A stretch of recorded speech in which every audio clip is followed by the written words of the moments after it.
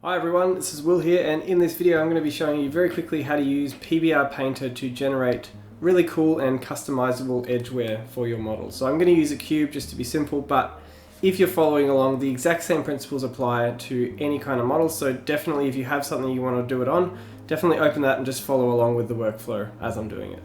So the first thing I'm going to do is I'm going to add a new layer, and I'm going to call this Edge Wear. And basically what I'm going to go for with this kind of setup is I'm going to go for something that looks like paint on a metallic model, and the edges of that paint have kind of worn off and you can kind of see the metal underneath. Now as with anything in this sort of 3D modeling and texturing, there's always multiple ways you can do things. So I'm going to show you one way, and it may actually seem slightly counterintuitive potentially depending on how you might approach it, but there is a reason for it which I'll explain later. But again, hopefully I give you enough information so that you can experiment with different ways yourself. So the first thing I'm going to do is I'm going to set up the background. So I'm not going to do anything too complicated. I'm just going to basically call this the paint. So this is where it may seem counterintuitive. Why am I doing the background as the thing that's on top? Well, I'll explain that as I go, but for now I'm just going to create the background as this kind of paint material. And I'm going to make it just something dark grey like that, maybe. And I'm going to give it a metallic of 0, and I'm going to give it a roughness of maybe 0.3 or something like that. So that's my painted cube, and what I'm going to do is I'm going to actually paint the edge wear on in a way that kind of deteriorates that back to a metallic layer underneath. So we'll kind of see how that works as I go. First thing I'm going to do is I'm going to add the layer mask. So I'm going to click add a new mask, and the first mask I'm going to add is going to be geometric, and this is where you're going to find the curvature masks, and this is what you're going to use to isolate the edges. First thing you'll note is that there's two different types of curvature, so depending on what your model, I definitely encourage you to try both of these and see what looks the best.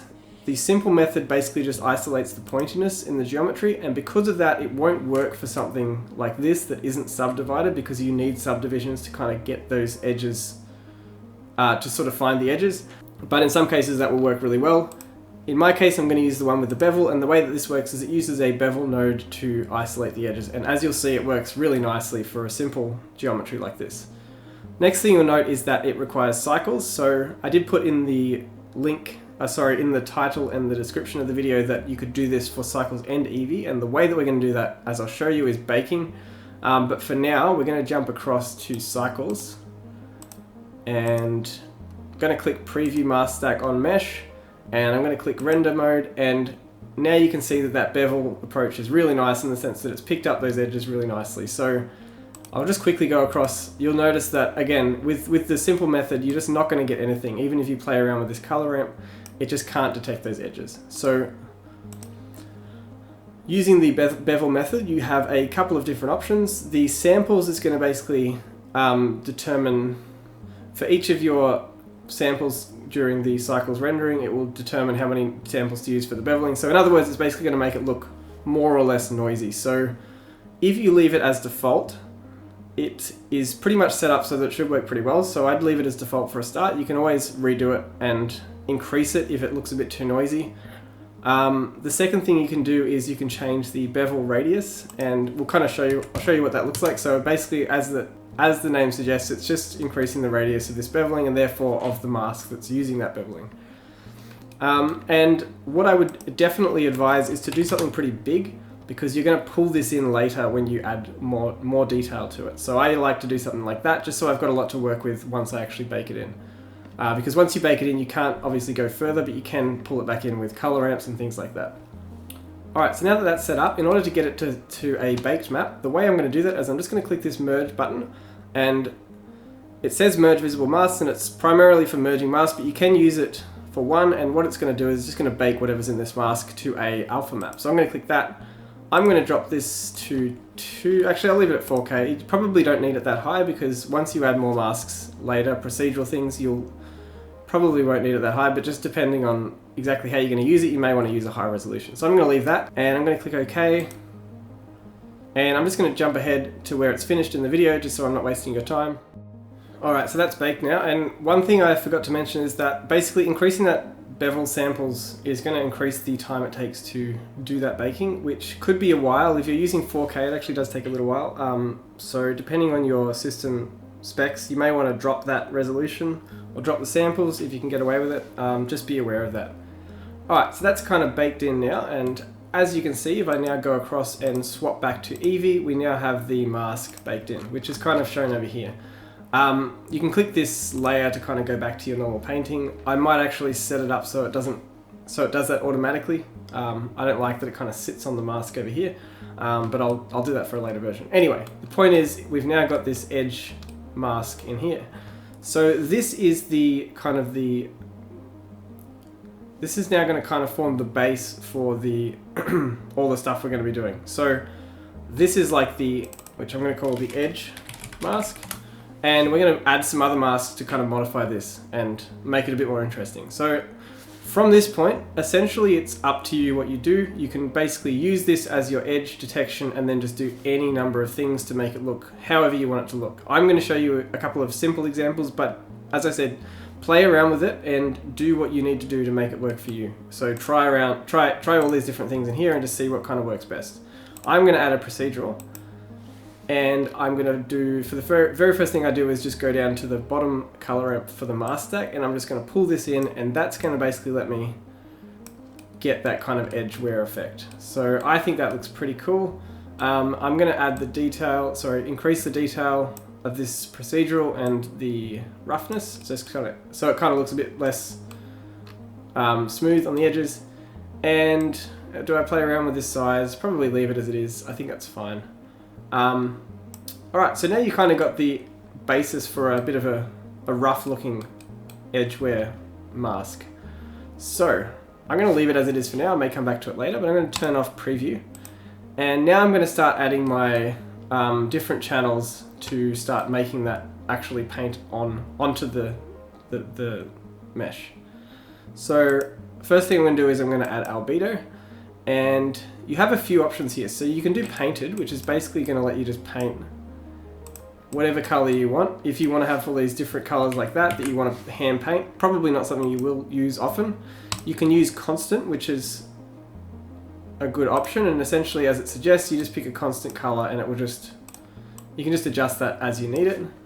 When I'm doing this kind of edge wear stuff, I like to set up every single channel using the link to mask, and I'll show you why. And by the way, I'm going to assume that you've watched the tutorial videos. If you haven't, definitely check out the section on the multi-channel layers, because that kind of goes through what this means. Essentially, it is just linking the color of this color ramp to the mask itself. So what I mean by that is if I look closely in here, if I pull this slider across, it's just pulling in the edges of the mask, and I can make this a different color if I want. And all of this is going to be linked to the actual layout of the mask. The reason that's really handy is the fact that once you set up all your channels, you can go back to your mask, modify the mask, and it will all move accordingly, and it will all be in sync in a sense. So link to mask is definitely recommended for this sort of procedural thing. Alright, so I'm not going to use that color because that's a bit silly. I'm going to do something like that. So remembering this is going to be metallic that's underneath the paint. So again, you're probably thinking, why am I painting on top if it's underneath? The reason I'm doing that is because that way I can actually paint where I want it to be. So I'm not constrained to kind of just building a really intricate mask. I can actually add the complexity associated with just painting where I want it to be, which is more difficult to do when you do it the other way around. Alright, anyway, enough of that. I'm going to just go through this process. So this bit of the color ramp over here is kind of the center, which you can kind of see if I make it something like that. So I'm going to make this maybe something like that for a metal, and then the outside I'm going to make it dark to kind of match with that paint. Something kind of cool you can do with this, you can almost make it look a bit like, depending on how dark you've got your paint on the outside, you can kind of make this almost like an outline if you want that effect. But I'm just going to leave it like that for now. Alright, so now I'm going to set up the other channels. So metallic I'm going to turn on, and I'm going to have link to mask. And as you can see, it's now metallic over here, and then it's not metallic on the edges. So again, if I want to kind of extend the radius of that metallic bit, I'm going to pull that out.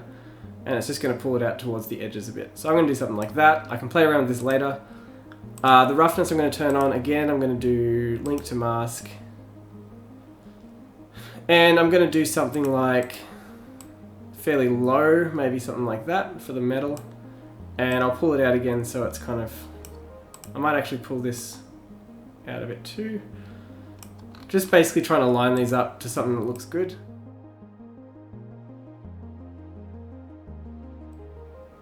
I think that looks alright.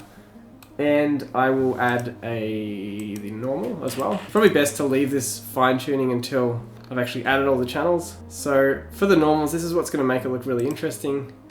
And alright, so now I've got normals. There's a couple of things you'll notice. So first of all, it's excessive. So the strength is way too high because that looks really ridiculous. I'm going to put that down a little bit just for now. The other thing is it's actually, so the mask you remember is white here. And that's mapping basically to a bump of a positive bump in a sense. So it's kind of having the opposite effects. All I'm going to do for the normals is I'm just going to invert this. And now it's actually looking more like it kind of drops to the metal underneath. And then now what I'm going to do is I'm just going to kind of drag this to make that look a bit better.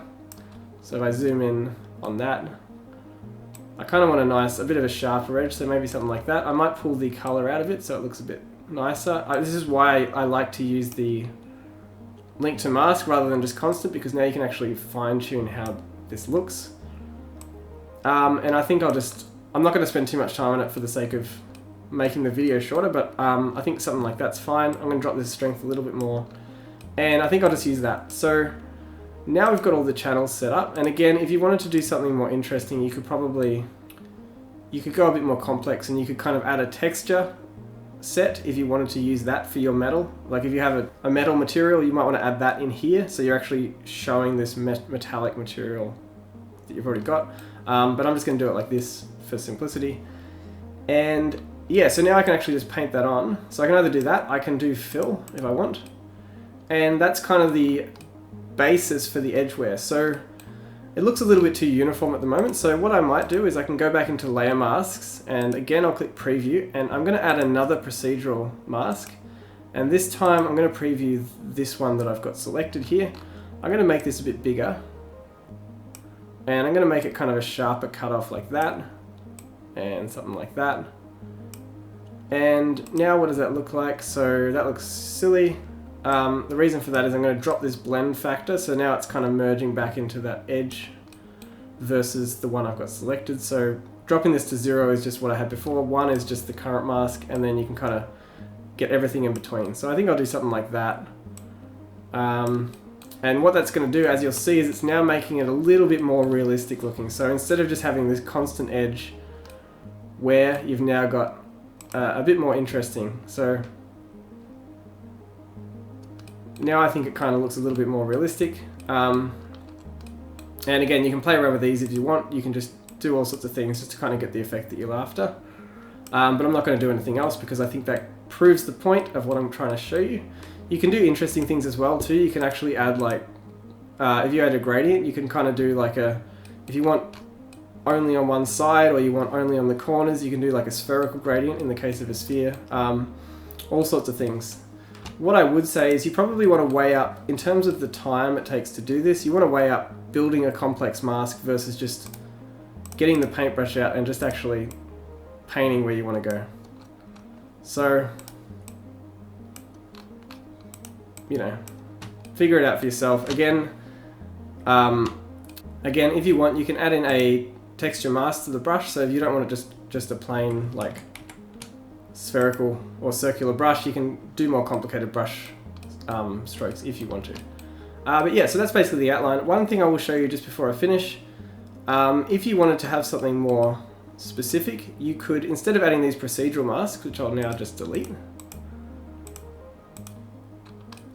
you can add in something like a alpha map and then just import something that you want to add in to modify that edge wear. So for example, I'm going to import a scratches map just very quickly. Alright, I've just imported a scratches map now, so I'll just show you quickly what that looks like. Actually, I'll just click preview on mesh. So this is kind of a scratches thing that I downloaded, which again, I'll put the link to that in the description. And I might just play around with the scale a bit, just to kind of make it a bit smaller. And what I'm going to do is preview the mask stack again. You'll see that it's kind of disappeared, but if I play around with the color ramp, you can kind of see that you now start to see these different scratches around the edges, which is kind of cool. One thing you can do is, if you want to kind of have that a bit more obvious, you can duplicate the scratches and then do stuff like just rotate it a bit. So maybe like, it's not rotation, maybe 20 degrees. And then you can kind of see if I turn that off, there's extra scratches coming through, and you can keep duplicating it and then maybe rotating a bit more. And what it's going to do is just going to keep adding more and more scratches that look a bit different from each other. And now you can kind of see we've really got this nice effect of kind of scratches around the edge of the model. So if I turn that mask off now, you can kind of get a sense of now you're building up this kind of scratch look on the edges. Obviously you may not want to use UV mapping. You might want to do your UVs differently so you don't have these kind of scratches that go around the corners. I'm not going to focus on that now. I think you kind of get the point of what I'm doing. And again, you can keep duplicating if you want to add more and more scratches. But yeah, so I'm going to leave it there because I think you kind of get the point. So again, just to reiterate, the workflow is just generate your edge mask, basically using cycles and one of the different options. Bake that in and then just add detail and then kind of etch away at that edge mask depending on how you want that to look. And you can come up with all sorts of things varying from this to procedural stuff, whatever you want to do. And I think I'll leave it there. I think actually before I go, one thing I'll point out, again, I did it, basically I was doing an effect whereby I'm kind of scratching away at this paint. Obviously, if you can do any other combination of things. So for example, you may just have a metal and you just want to kind of bump up the edges a bit. You can do that. You can kind of, you can add wear to wood. So if you want a different effect, you can maybe have your wood texture or your wood material and then add scratches and things to the edges and kind of reveal the underlying wood material, whatever you want to do. So it's not just this kind of paint effect. It's anything where you're going to get edge effects. You can do it using this as your sort of foundation for the approach. I think that's it, so I'll leave it there. If there's any questions or anything that I didn't explain too well, definitely let me know in the comments. Otherwise, if you haven't yet, hit subscribe and like. And if you don't have PBR Painter or you don't really know what it is, I definitely suggest checking that out, because as you can kind of see from this, there's all sorts of awesome stuff that you can do with it that aren't really possible using Blender's internal texture painting setup. So I'm going to leave it there, and as always, thank you for watching, and I will catch you next time. Cheers.